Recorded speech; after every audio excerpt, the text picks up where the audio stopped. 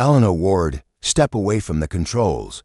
You are under arrest for arms trafficking, conspiracy, and violation." The voice thundered from the bullhorn, backed by rifles, zip ties, and a reputation on the line. Elena didn't flinch. She didn't run.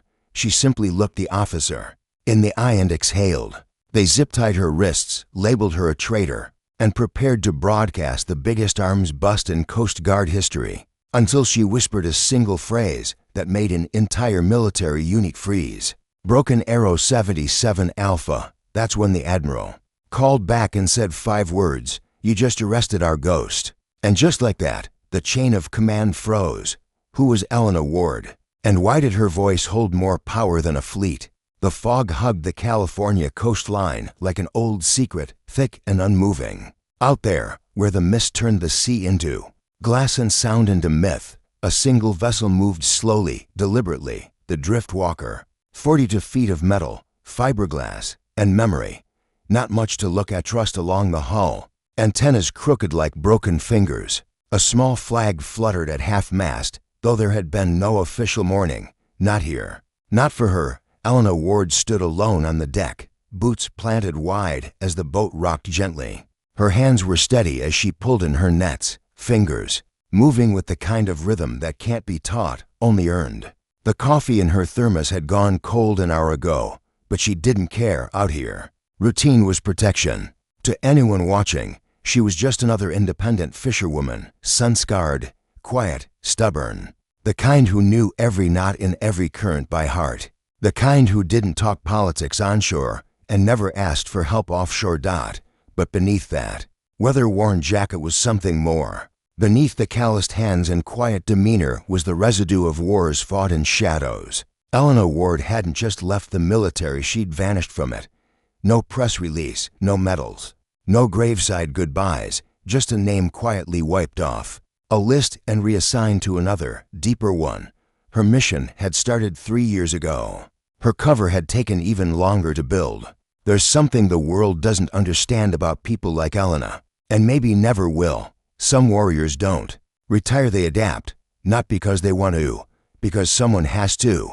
Some carry wounds in their skin. Others carry intel in their silence. And Elena, she carried something valuable to write down. That morning, the sea felt heavier than usual. The fog didn't just hang, it listened. Then came the vibration, low at first, a murmur against the hull. She turned her head slowly. Through the white curtain of mist, a dark shadow emerged, long, sharp and purposeful, a Coast Guard cutter. But not just any cutter, the USCGC Lynx, fast, tactical, armed. That's when she noticed the configuration. 2 additional vessels flanking the main one. They moved like a hunting formation, not a patrol. Then the spotlight hit harsh white, slicing through fog like accusation. A voice crackled over the radio. "Fishing vessel Driftwalker. This is the United States Coast Guard. Cut your engines immediately and prepare for emergency boarding." No greeting, no courtesy, just command. Elena's eyes narrowed slightly. No panic, just observation. She scanned the cutter with a soldier's gaze. The way you learn to read a battlefield before anyone fires a shot. The crew wasn't in inspection uniforms, they were in full tactical gear. Body armor, heavy rifles, helmet cams. At the bow, mounted and manned, an M40 machine gun. This wasn't a licensing check. This was a takedown. And still, she didn't move, not like they expected her to. Because Elena Ward had been trained for situations where standing still saved lives. She had walked through minefields more predictable than what this felt like. She raised her hands slowly, methodically, just enough to be seen, but not enough to surrender. Inside her mind, variables spun like a digital grid. Had someone compromised her cover? Had the arms traffickers she'd been tracking discovered her identity? Or worse, had someone in her own chain of command fed bad intel to the Coast Guard? The cutter pulled closer, hull groaning, rope lines beginning to drop. 15, maybe 20 armed personnel, all watching her, all expecting resistance. They didn't see a woman hauling nets, they saw a threat. And the tragic part, they were half right. Elena Ward didn't flinch as the boots hit the deck. They came fast, ropes down, rifles raised, voices clipped with urgency. 12 men and women in full tactical gear, storming a 40-foot fishing vessel as if it were a cartel stronghold. And still, she didn't speak. She simply stepped back from the helm, slowly, calmly, letting them think they were in control. But in her mind, the countdown had already begun. Because this wasn't the first time she'd been boarded. And the last group that tried didn't walk away with the truth either. While they shouted and moved, she watched. Elena had long ago learned the value of silence, not a surrender, but a strategy. Every voice raised around her was just static. What mattered was posture, eyes, formation. The woman at the stern hesitated before climbing aboard. Rookie. The two on the port side moved to wide train for open terrain, not cramped vessels. The point man barked orders with a volume meant to mask fear. His grip on the rifle said. The rest, they were good, but not sure, and that was enough. The drift walker wasn't what it seemed. To passing boats and harbor authorities, she was a retired longliner, barely holding together. But inside, every bolt and panel had a purpose. The hull was lined with passive sonar tuned to encrypted low-band signals. The storage cooler below deck wasn't for fish, it was for fiber tap relay. Even the rust was faked, applied with a marine-safe compound to keep suspicion at bay. This vessel had once sat idle for 8 days off the Libyan coast without being detected, while Elena intercepted drone command frequencies from 3 nations. This boat wasn't for fishing, it was for listening. And now they'd brought a battering ram into a chessboard. Up on the cutter, Commander Rafe Donovan stood with his arms folded, watching the live helmet feeds from his boarding team. His jaw was set, his voice steady, but inside, he was already rehearsing the press conference. Today, the United States Coast Guard neutralized a long-standing trafficking route hidden in plain sight. He imagined the line already. After years of chasing shadows in the Pacific, he finally had a solid bust. Intel from a defense contractor, encrypted logs. Vessel movement matched 2 arms dumps from the Philippines to Baja. All signs pointed to this woman, Elena Ward, a name that had slipped through too many files, a background that was too clean, too quiet. Donovan didn't care what secret she carried. He wanted a result, full breach, clear every compartment, take her below for processing. He ordered, no hesitation. But even as he gave the command, something gnawed at him. The way she stood, not scared, not defiant. Still, the boarding team moved inside the cabin, rifles sweeping in tandem. Everything was as it should be, gear stowed, comms sealed, fish bins covered. And yet, everything was too neat, too intentional. The drift walker wasn't resisting, it was watching them. One of the officers motioned toward Elena's journal on the dash. Just weather logs, tide charts, and coffee stains. But tucked into the back was a single paper slip, faded from sea air. Coordinates, no context, no heading, just a set of numbers that led nowhere. Unless you knew the ghost routes. Back on deck, Elena was zip-tied at the wrists. She didn't struggle, didn't argue, because in her world, talking was how you got misread. But silence was a weapon. And right now, she was the most armed person on this boat, despite being bound. Donovan watched her on the live feed. Why wasn't she saying anything? Where was the panic, the denial, the scripted protest? Instead, there was nothing, just the woman, the fog, and that look in her eye, not of guilt, but of preparation, as if she was waiting for them to catch up to something she already knew. This wasn't the reaction of a smuggler caught red-handed. This was something deeper, and for the first time, Rafe Donovan decorated, feared, respected, felt a hesitation ripple through his certainty. Because sometimes when a person is too calm, you're not the hunter, you're the bait.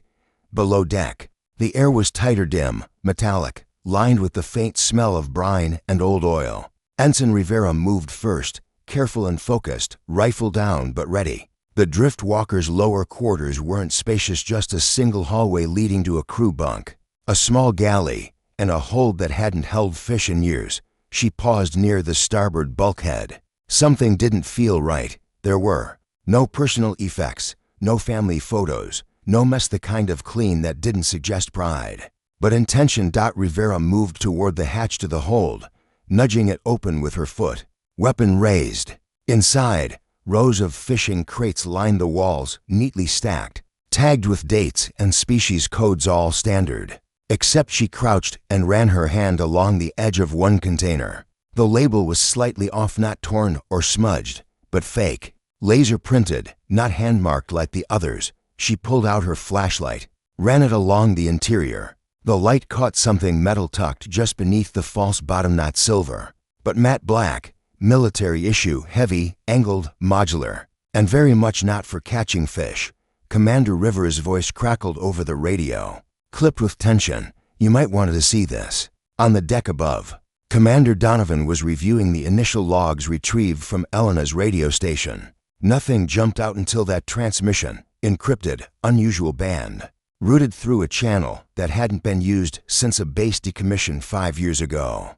His eyes narrowed. Then came Holbrook's voice. Sir, you're going to want to come below. Chief Holbrook had found it by accident. One of the wall panels inside the galley felt off balance, not loose, but heavier than it should have. Ben, he ran a finger along the seam, tapped it hollow. With a practiced move, he drew his multi-tool and popped the edge. It didn't swing open, it slid. Inside, stacked vertically with precision, was tactical gear, not black market knockoffs, not surplus junk. Active deployment grade M for carbines in compression cases, NVGs still functional. Encrypted SATCOM packs with JSOC level firmware. A biometric lockbox bearing a red diamond classified tag, the kind that didn't even exist in standard inventory. Jesus Christ, Holbrook whispered. This ain't drugs. Commander Donovan stepped down into the hold, ducking his head under the steel frame. Rivera and Holbrook stood to the side, helmets off, faces tight. He looked into the forward compartment and felt his stomach knot. He didn't need a forensic team.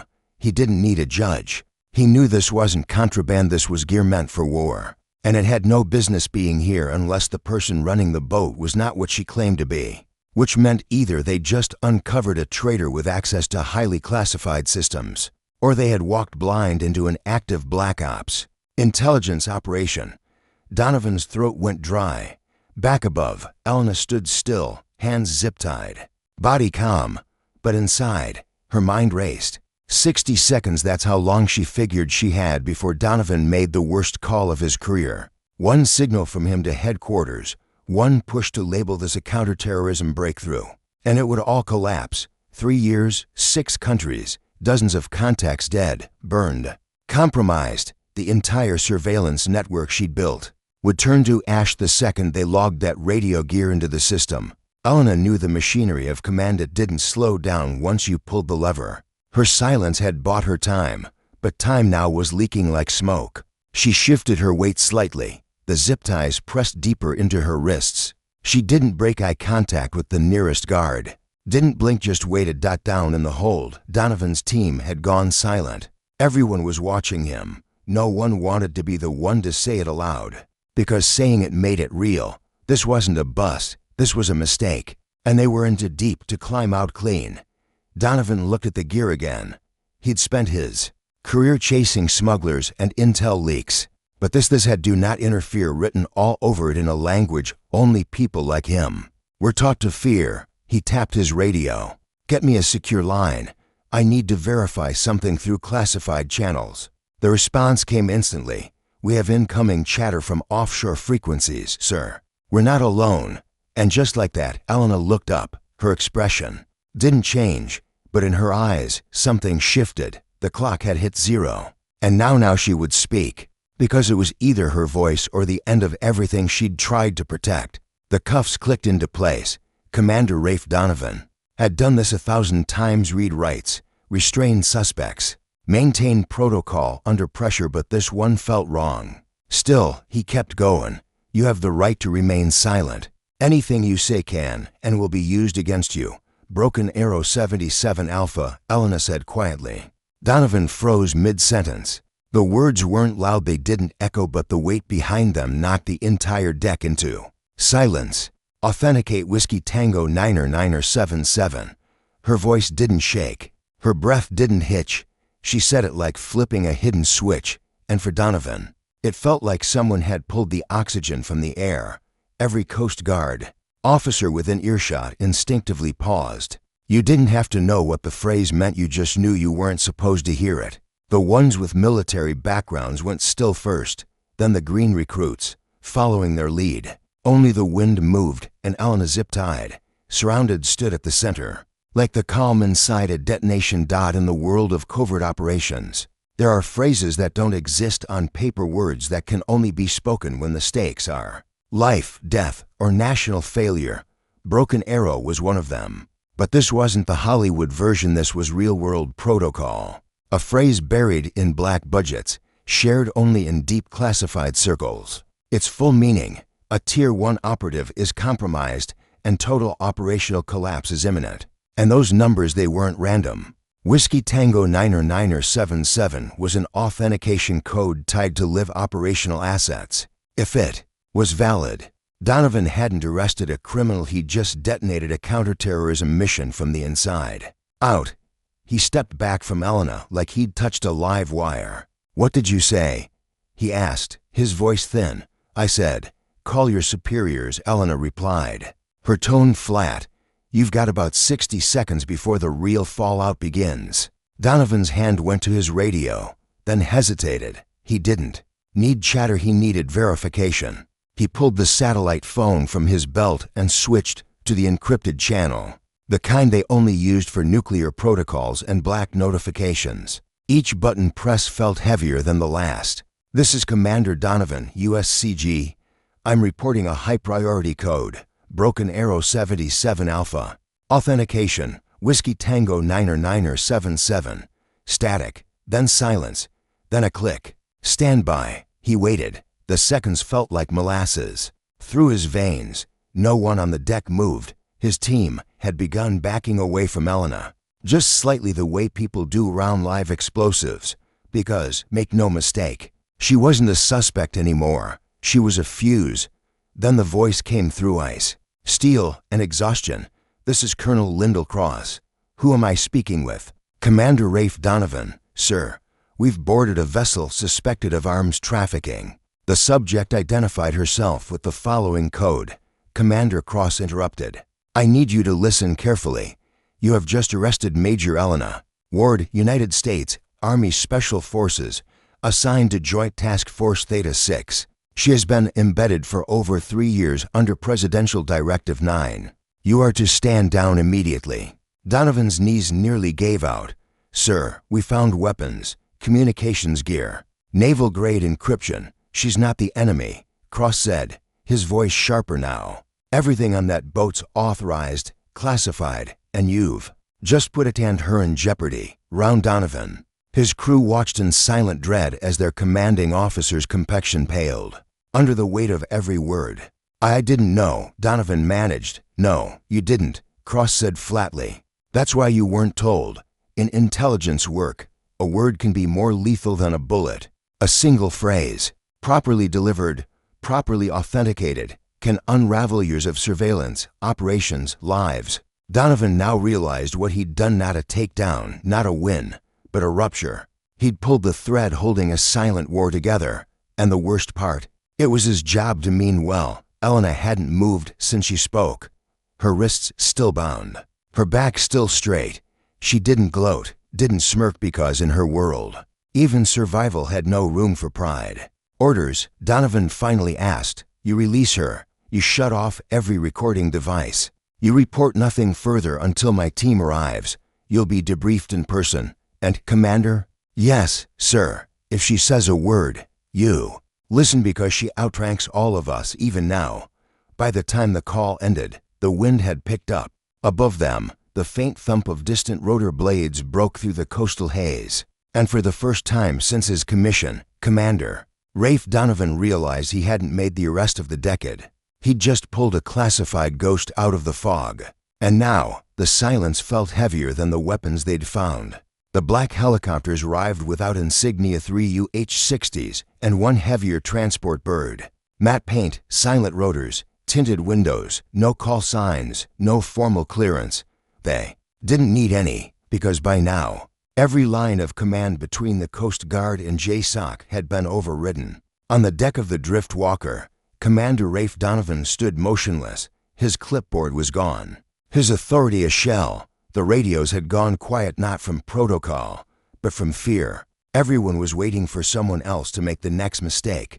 And then came Nix and Cole, two men in civilian clothes, slacks, neutral jackets, no name tags, no rank.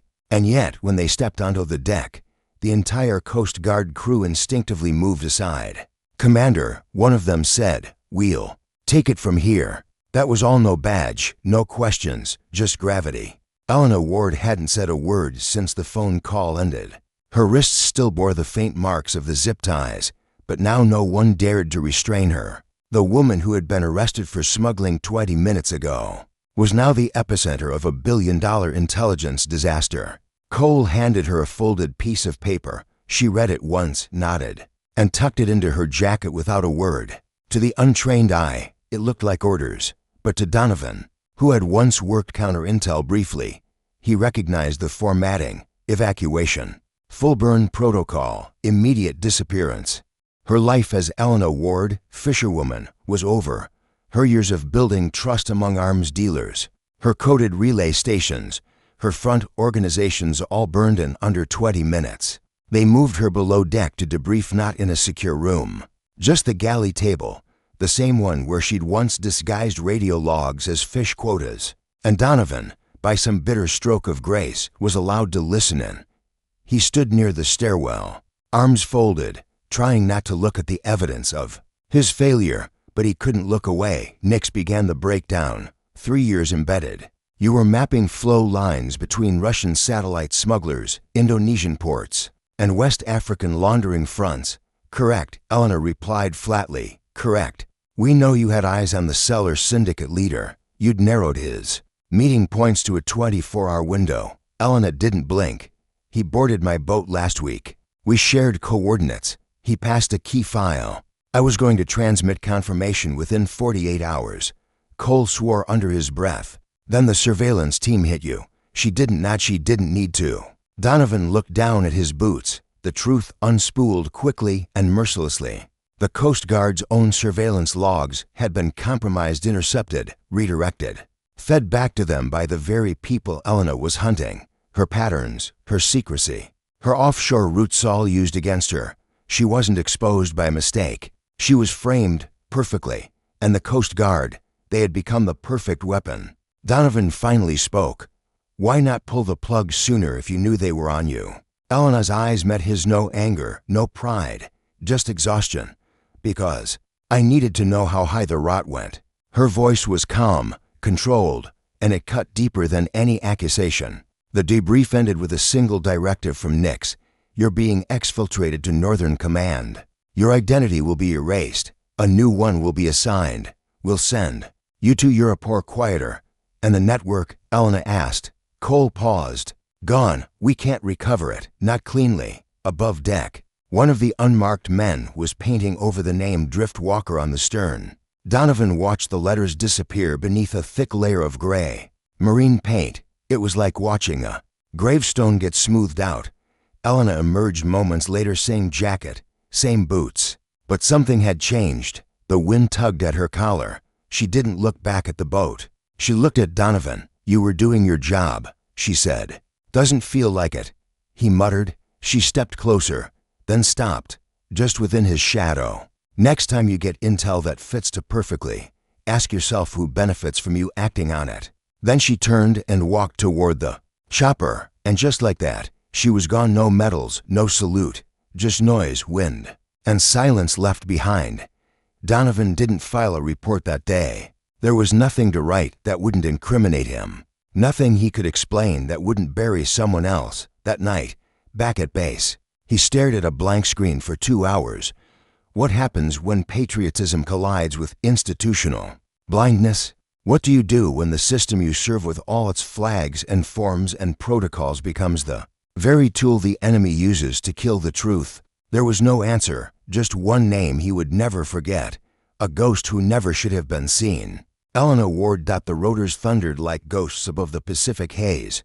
One by one, the unmarked Blackhawks lifted off from the deck of the Driftwalker, slicing the air with military precision and no emotion.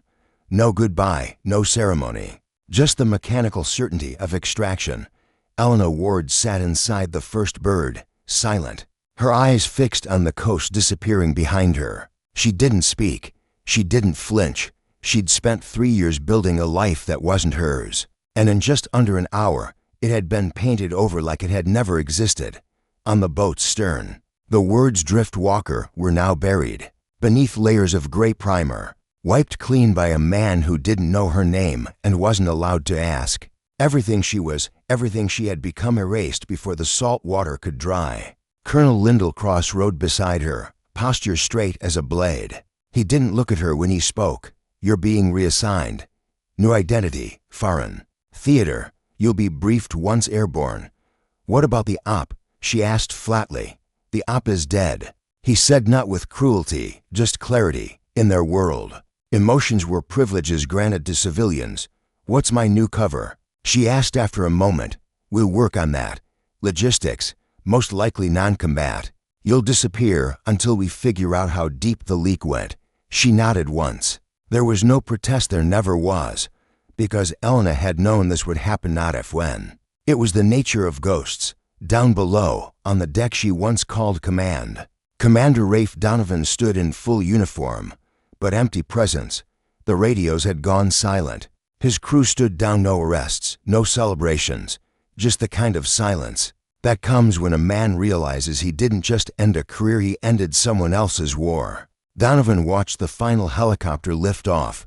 Wind battered his face. He didn't raise a hand to shield it. There was something poetic in the sting. He had followed every regulation, every step, every verified report, and still, he'd been wrong, spectacularly, ruinously wrong. Because sometimes, doing everything by the book meant you walked right past the truth written between the lines. Back in the Bird, Elena reached into her jacket and pulled out a single item that had survived the sweep, a folded slip of weathered paper coordinates, now useless. The man they pointed to, a high-value arms broker tied to 3 pending attacks, would never show again. Her link to him had been severed the second the Coast Guard stormed her deck. The intelligence was gone.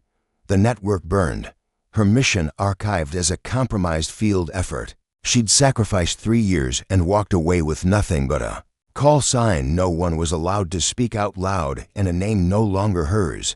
Somewhere over the ocean, Cross finally broke the silence. You did everything right. She turned to him, not with gratitude, but with quiet disdain. Then why does it feel like I failed? He didn't answer, because he couldn't.